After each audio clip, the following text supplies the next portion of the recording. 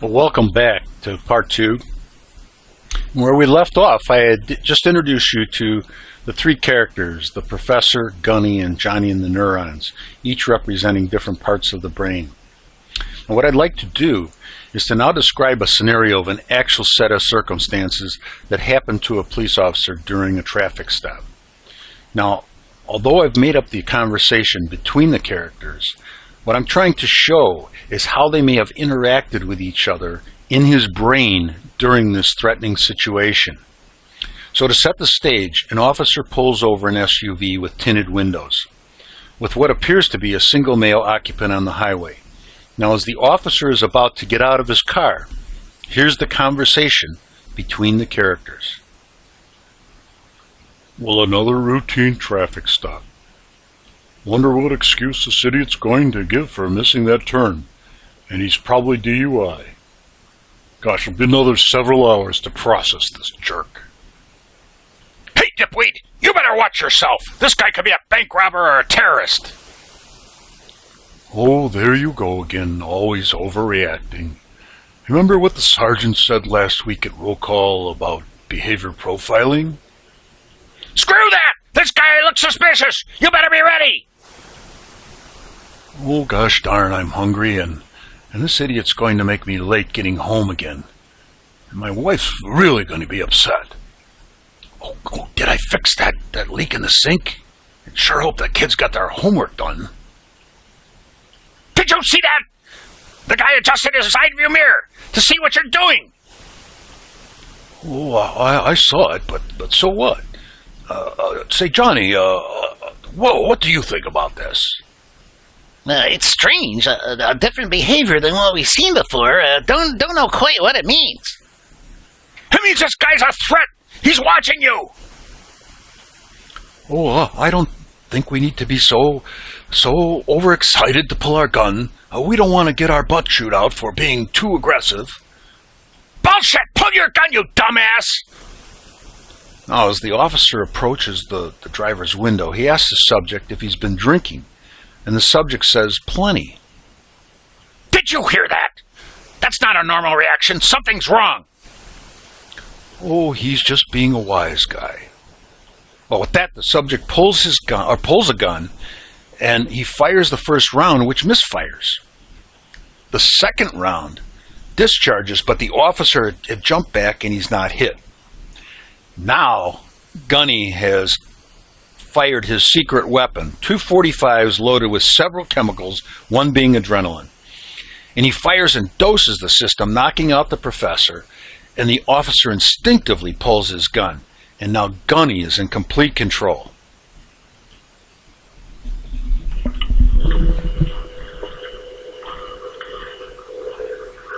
How's it going tonight? Good. How are you? Good.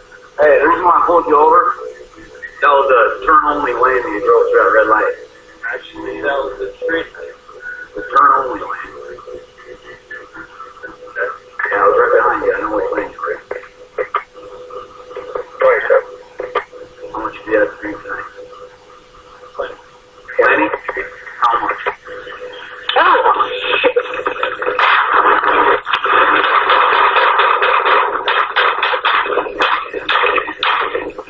65163. Shots fired then. Shots fired, I repeat that. The suspect just crashed into a telephone pole.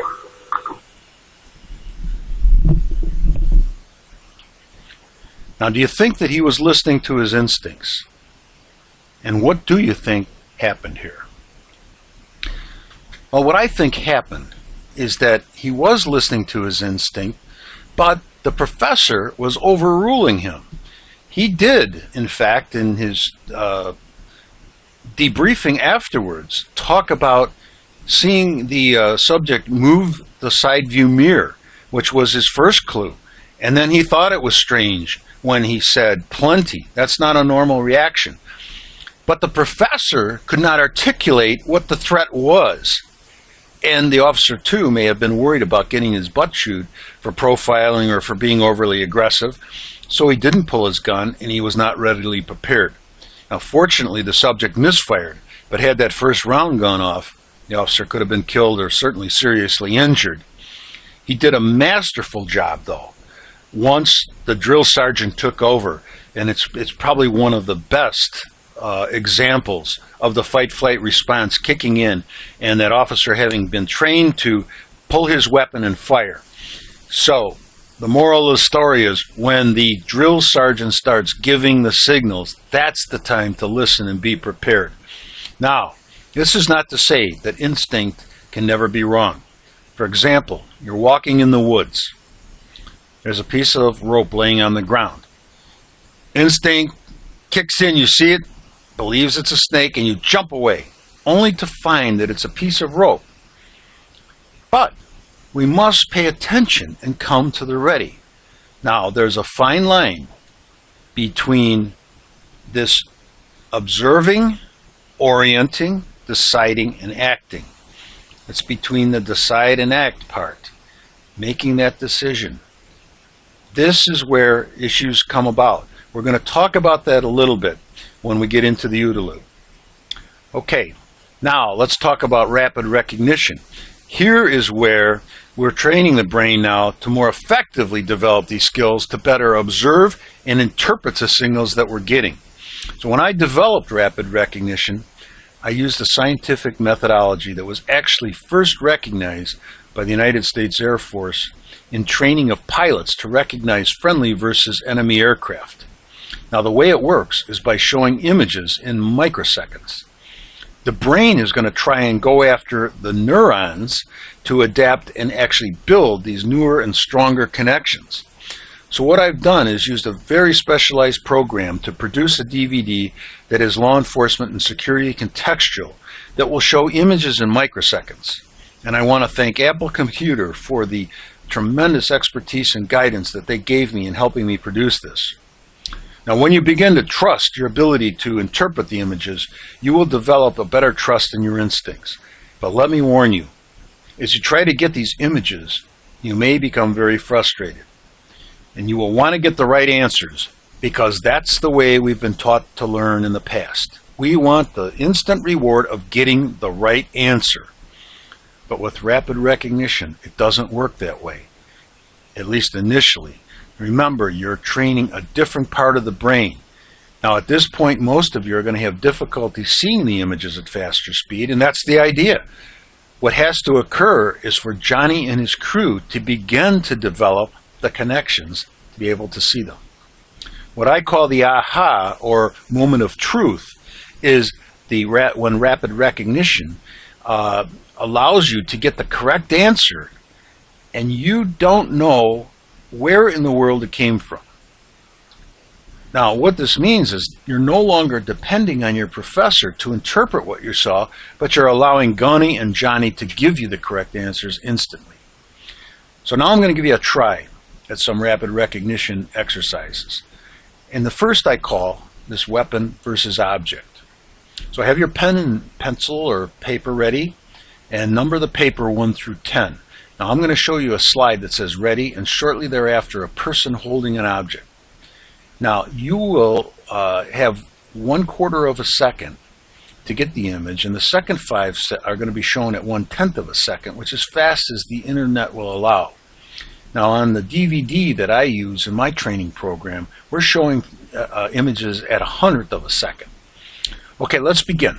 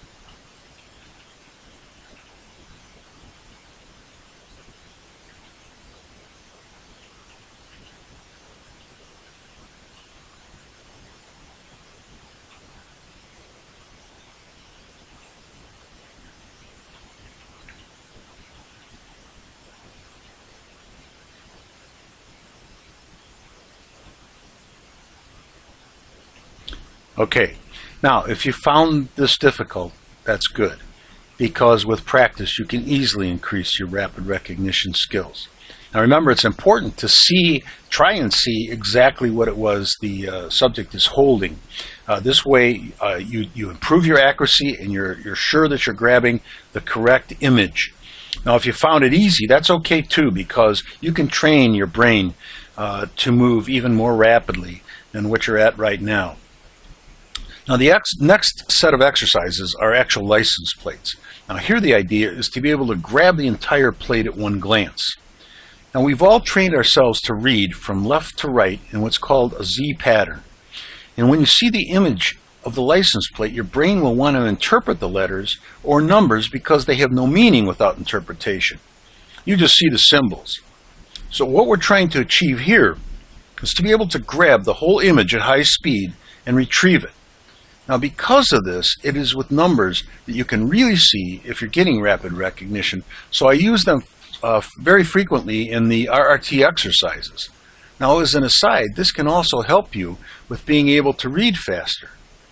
Now many of the speed reading programs use the same, or similar, not the same, but a similar type methodology to enable you to see these word images faster and grab them in chunks rather than individual words. My program is more like speed reading on steroids. So as we begin the exercises, again, you're going to be showing a ready slide, and then you're going to be showing a license plate, and the first 5 will be at half a second.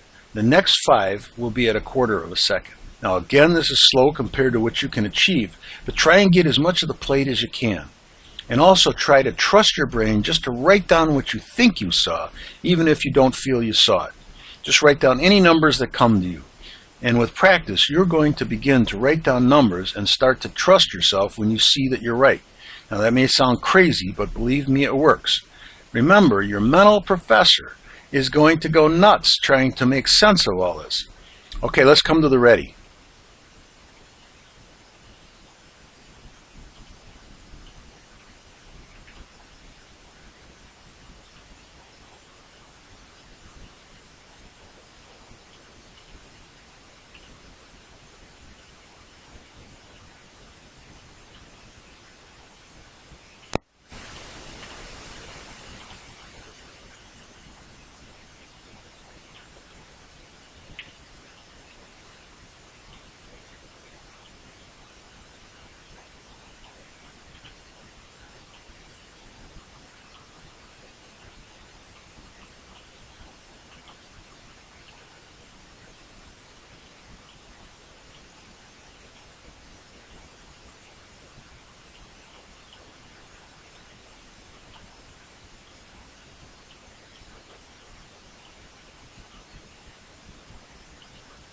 Oh, what did you just see? Well, here's what you saw. Okay, how long did it take you to see the gun? Now, some of you may say that's not fair, but what isn't fair is when a police officer, a soldier, or a security officer gets killed when something is missed. So what I'm trying to train you to do is to see images extremely fast and how powerful it can be when you're able to do that. All right, we're going to move on now to Part 3. We're going to talk about the OODA loop.